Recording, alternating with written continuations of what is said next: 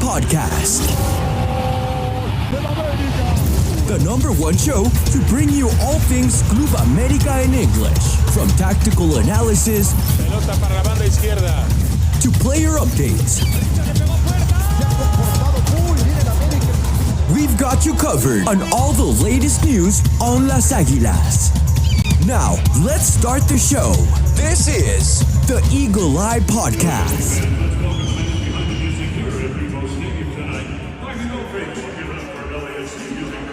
All right, hello, ladies and gentlemen, and welcome back to another episode of the Eagle Eye Podcast, live from BMO Stadium as we are minutes away from Club América kicking off their friendly against LAFC.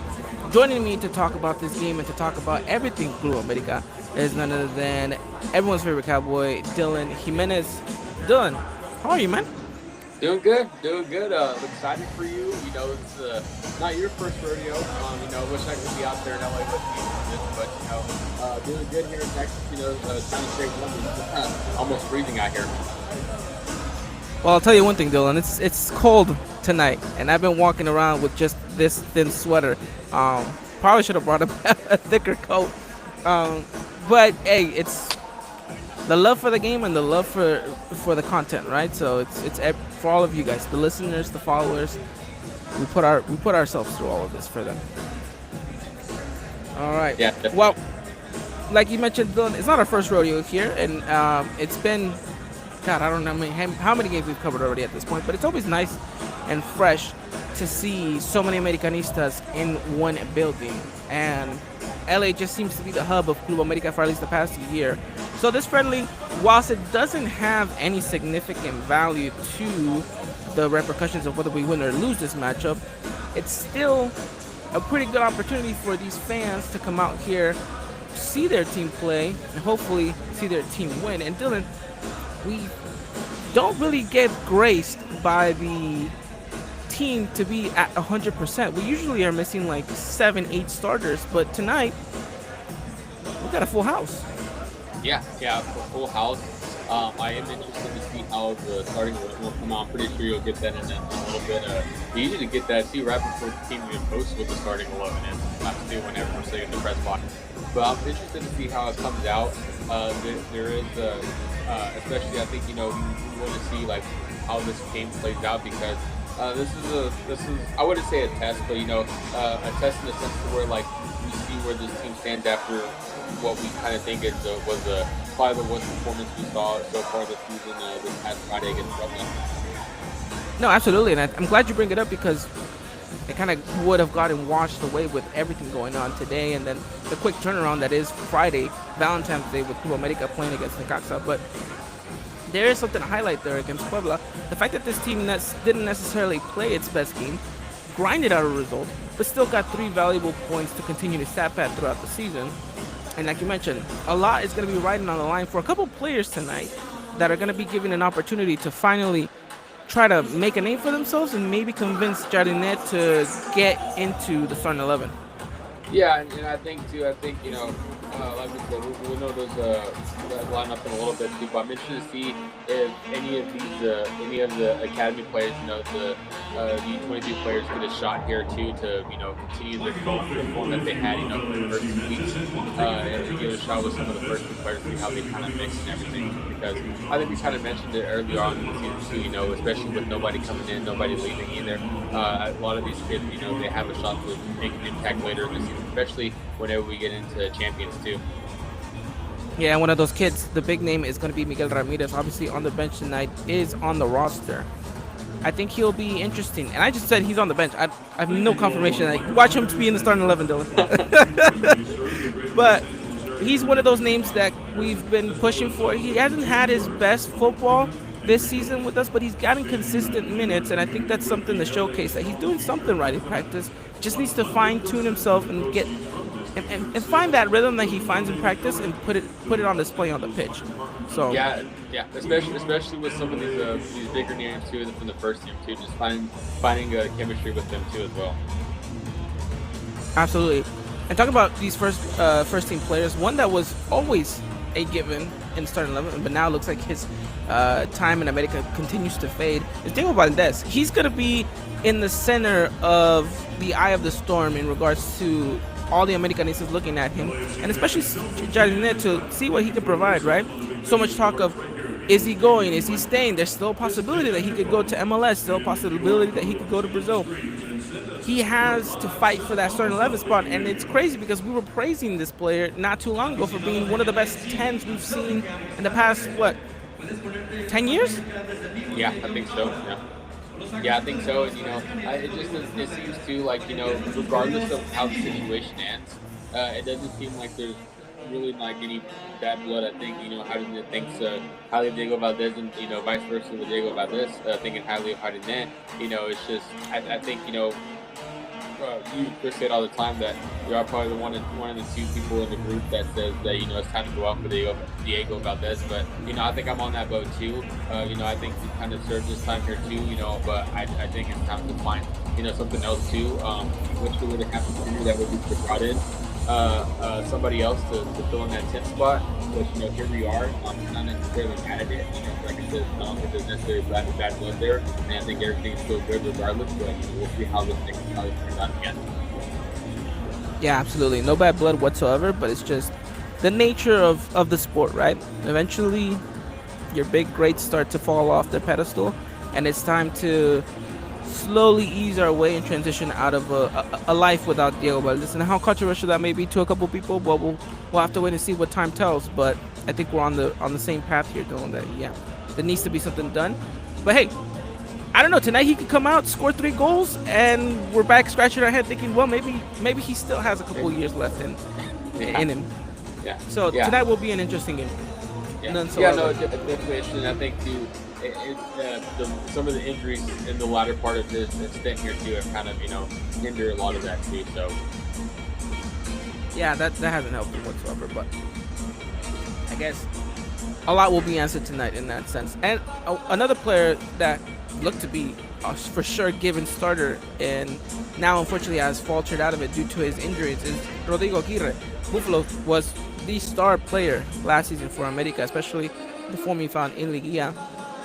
Unfortunately, the injuries and the fact that Victor Davila is tearing it apart is not helped his case whatsoever. But again, tonight is one of those kind of perfect moments in where the stars align for America and where the first team is doing wonderful, but there's still a couple players that need to find some rhythm. This match is exactly what you want for, Yeah. And on top of that, you get an opportunity to get these players kind of into the rhythm of playing these midweek matches, knowing that, hey, our mind and our focus is that we are going to go and we're going to go out there to play and win CONCACAF Champions Cup. Yeah, no, it's exactly. It kind of took us by a little bit of surprise feeling past Friday whenever we saw the after started. We were wondering what Hidalgo was, and Hidalgo never came into. So it kind of makes me wonder if Hidalgo even starts, maybe plays the first half, or if he even comes into the second half and gets a couple minutes in. But it's that time already in the season where Jardine has to do some experimenting because he knows that players not necessarily going to play week in, week out, but you're going to come off the bench and play for about 60 minutes, and then they're going to get subbed off. And he has to trust those people to step up, to continue to be that role that they're filling in. Absolutely. I agree. I want to address a couple of comments on here. One of them is AP Jr. saying hi. Great to see AP Jr. is on here. He's asking if the game is going to be televised on a streaming app or what time, Pacific Standard Time. So, AP Jr., excuse me. Think about AJ because he just does such a wonderful job for us. Like Chris mentioned, it's going to be broadcasted live via Apple TV, and I think that's going to be the only way you can watch this game.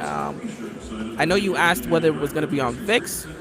It doesn't look like it's going to be on VIX, other brother.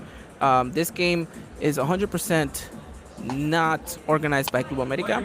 This is 100% organized by the MLS club, LAFC, and I think because of that, they wanted the broadcasting rights to be 100% on Apple TV. Now, I'm not too sure if they're going to be streaming this one free, just like they did against Inter Miami.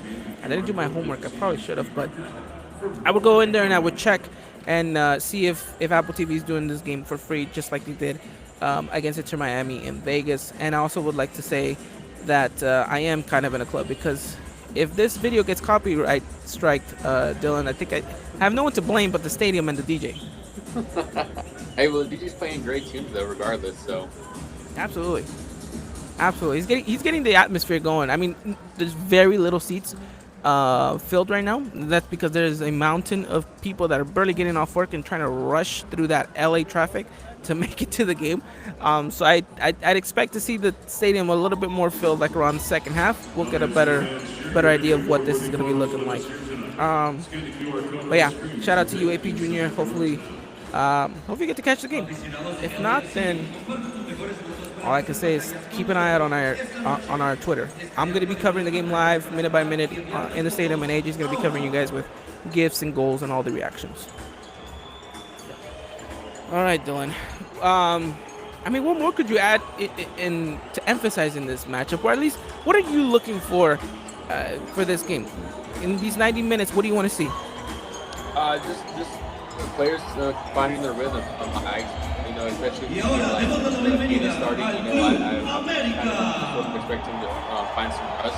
I want to see how those players shakes off some rust and get going, because like you said, this is the game to find the rhythm. Because everybody at this point is going to be important.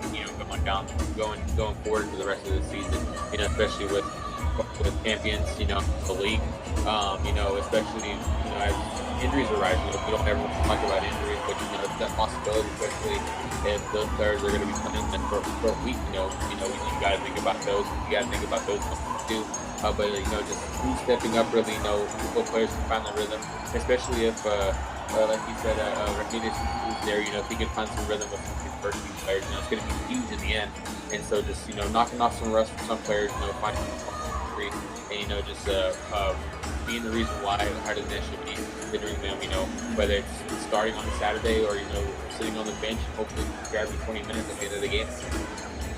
Yeah, it's going to be interesting how these players take these opportunities. And I'm not sure if you guys were able to hear that because Michael Jackson is playing in the background, but Luis Ángel Malagón, Rodolfo Cota, and I think the third string goalkeeper, I forget his name, they have just came out, and so the fans absolutely went crazy. Cheering on Malagón for the idol that he is, right? So beloved and so loved, and what he's able to accomplish in such a short period of time with America. So slowly but surely, the teams are coming out to warm up, Dylan. So we got about 25 minutes left before they go back into the locker room. So that gives us a good chunk of time to sit here and kind of dig in, and break down exactly what this game is totally encompassing in the bigger picture of it all. You talked about these players coming in, finding rhythm, and getting their chances, even if it's coming off the bench or in these midweek matches.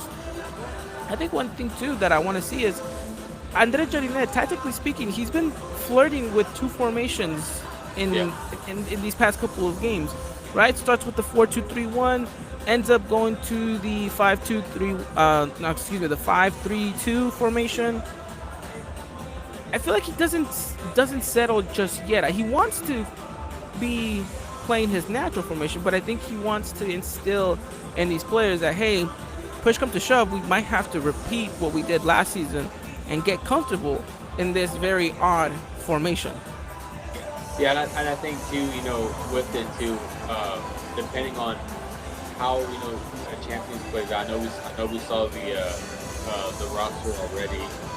Especially too with Igor probably not even going to be there. That's probably some big news too that we'll talk about later. But I think he's trying to get these players to adapt and to be a little versatile, and kind of in a sense throw them off and positional wise. But I think that's where we're looking at, because he wants to be flexible, knowing that he's having these two tournaments coming up too. So I think that's what the name of the game is. He's being flexible.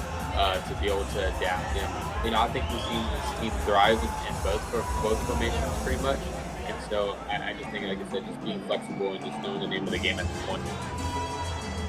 No, I agree. It's like you said, the name of the game is flexibility and being able to adapt in such a short period, right? These quick turnaround matches are important, and it seems like America keeps having them. I mean, just 1 week later, Dylan, we're playing against León.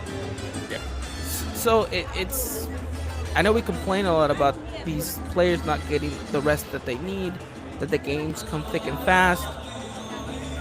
But it just seems that that's the nature of what soccer is pushing towards in the future, right? The more games, the more revenue you basically can make.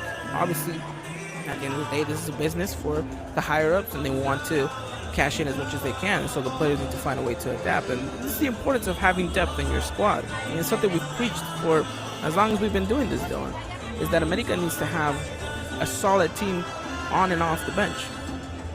Yeah, and I think this season will really be the true test. As much as we liked a lot of the academy players the first 2 weeks, especially wanting to see them, a little bit more to see how they get integrated in this team. I think the true test and what's really going to stay in this is making a bigger effort for this championship. That's going to be a big question going into as we hear March. We're already about that we get March, a bit of more understanding of did America really gamble playoff, the board gamble playoff and not bring anybody in, or are we going to look back and say, okay, well, we're out of champions again, we got to sit through this and so through that again. Yeah, that's going to be the big question that needs to be answered, and the only way to answer that question is obviously going to be the month of March, which is going to be so crucial. And we'll see in the next upcoming weeks whether or not we get Chivas as our rival, but it's going to be a long month. Yeah. So hopefully we're prepared for that. All right, Dylan, I think we've talked as much as we could about this game necessarily. So let's talk a little bit about more club news. You hinted at the fact that Igor Lichnowsky may or may not actually be eligible for America this season. At the moment, we have no foreigners, meaning we can't squeeze him in even if we wanted to. And because of that, he has to stay outside. And I know there was this talk of, well, it's okay if he doesn't get registered in the league, we can at least play him in CONCACAF Champions Cup. But that's not 100% correct, because the CONCACAF Champions Cup requires for all registered players to also be registered in their league. And so it's a double whammy for Club America yet again, where we're kind of paying the consequences of, again, not being able to move players around, not being able to answer that question that we just said, is how is this going to hinder us, if it is at all, the fact that we're not moving players and we're not reinforcing the squad properly. I mean, your thoughts in potentially losing Igor Lichnowsky for, again, the 6 months of 2025? Yeah, no, I think, I feel like in a sense, it's kind of a blow, at least when it comes to the defenders. I know we saw Igor do some good things, a lot of good things on the back line, but we've also seen the mistakes be made too, especially him going, losing from a lot, to the injury, last season, and him coming back. We haven't seen him, so I think this really it just goes on the board, like you kind of mentioned. Just the practice of not being able to offload somebody, not being able to to take care of business, whenever the transfer window was open. I think that's something that's really frustrating the most, is having a player, I guess, really on the books, but not even be able to have him play. I mean, that's the frustrating part overall. That is the frustrating part, in a sense, and hopefully that frustration doesn't come back and bite us, and we're complaining about the fact that we weren't able to do what we've been echoing for, what is it now, Dylan, almost a year? Yeah, I think so, yeah. Well, actually, some breaking news here. If anyone was wondering if Club America was going to come out with a yellow kit, purple kit, or blue kit, I just got confirmation here. They're rocking the blue kit tonight, Dylan. How do you feel about that? I like the blue kit. I have nothing against it. I think I still have, years ago, blue kit sitting in my closet. So I love it. It's gonna be fun. Absolutely. Well, if you guys heard that loud cheer in the background, it was because Club America has officially taken the pitch to start warm-up. So they got about a good 18 minutes to get it to get some warm-up going. And funny enough, Dylan, the camera right now in the stadium is panning really close to Rodrigo Aguirre. Maybe they know something we don't. Yeah, might be in the starting 11. So when's that starting 11 now? Yeah, just minutes now. Hopefully someone brings me a paper Hopefully they're not intimidated at the fact that we're live and they don't want to disturb me in any form. But I'll keep an eye out just in case. So yeah, that's the Igor Lichnowsky situation. It's an ongoing thing. No one's gonna leave in a matter of days. It's gonna take a little minute to figure out a situation. But right now, as things stand, don't count on Igor. 7th, right, of March. They have until the 7th of March, which it seems like it's still far as away, Dylan, but it's creeping. So let's remember, February is a short month. Yeah, it's not. Yeah, like I said, it's not 30 days, 31 days. So. And it's not even a leap year, Dylan. No, it's not. So. So still nothing in our favor in that sense. But okay. The second bit of club news that we have is obviously, I know a lot of us aren't content with the Leagues Cup competition, but we're still somewhat in a way forced to compete in it and play in it, and because of that, we are forced to eventually still hold the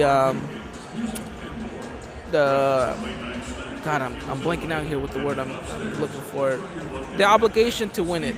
And so Leagues Cup officially announced, Dylan, they're actually going to be playing in your backyard. So they're going to Texas this year. Not going to be in California like last year, which was very controversial to a couple. But hey, now they're going over to Texas. They'll play one game in Houston, one game in Austin. Unfortunately, no game in San Antonio, Dylan. Yeah, no San Antonio. No San Antonio trip. I wish one was in Dallas at least. Yeah, you would imagine that they would try to get to Dallas, especially because Houston has more of a Rayados and Tigres fan base. Yeah. We weren't asked, so. No, I don't think we ever will be, Dylan. But hey, we'll continue to leave our little suggestions on their emails. So for those of you who are looking forward to the Leagues Cup and watching America play against MLS sides, we are officially playing against Minnesota United, against Portland Timbers, so a face-off against Cabecita. And then, of course, we're going up against Real Salt Lake. That is the one game that we are the away team. We're going to be traveling over to Utah for that one. Dylan, thoughts on Leagues Cup, and most importantly, thoughts on our opponents. How do you feel about it? About these three matches? I feel good. I think we spoke good, going into last time, but how it shakes out, I'm excited to see if I can try to make one of the games too that's here in Texas. And I was looking at the dates just now, and I think it might be a little feasible. I might have to take a day off here and there, but I think regardless, I think it could be fun. To make connections and watch the club and everything.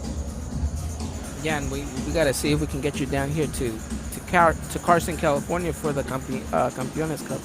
No, yeah. The Campeones Cup and Campeones Cup if we end up playing against the Galaxy. So that's basically all I have in regards to Leagues Cup. I mean, it was very brief today, the announcement, and I just thought we share it just because I know there's only like a handful of people that are excited for Leagues Cup and Club America, and I make up like a good 70% of that portion. So we'll see in that sense.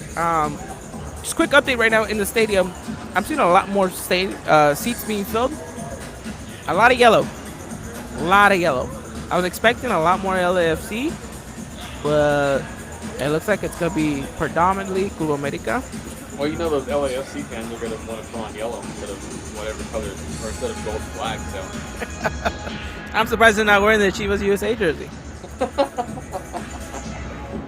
I might get kicked out of the stadium after saying that, Dylan, so I don't know how much longer we got to be on the podcast, but yeah.